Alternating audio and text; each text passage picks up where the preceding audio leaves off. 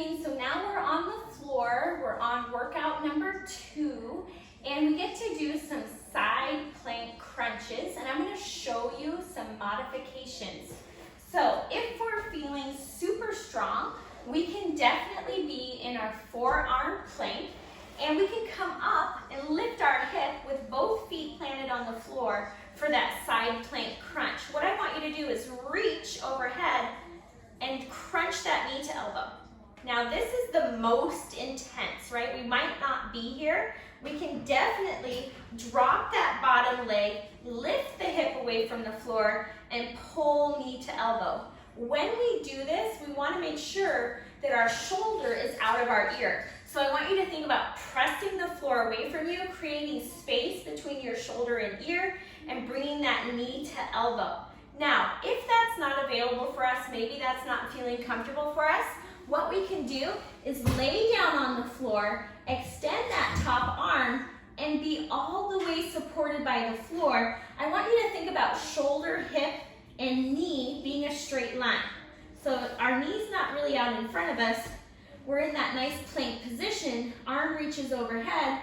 Now bring that knee and elbow close together. So 3 different levels of intensity on that first exercise. I want you to choose one that works for you. You can always work your way up to the next level. On the next exercise, we have inner thigh leg lifts. So we're down on the floor. Now, if we were here for our crunches, it's an easy transition. We're gonna bring the top leg in front, and the bottom leg is the one that we're targeting our inner thigh. So this leg is just here for support. We're gonna flex the foot that is on the floor, so I'm flexing this bottom leg, and I'm simply gonna lift towards the ceiling, really targeting my inner thigh. We'll switch and do the other side. And you will feel that even without a weight. You can always add your ankle weights to make this harder. The next one is prone, and it's a YTV. This one is deceptively hard. So now that we have been on our side for a while, we get to lay down, and prone just means that my tummy is to the floor. I want you to think about giving me the thumbs up during this exercise.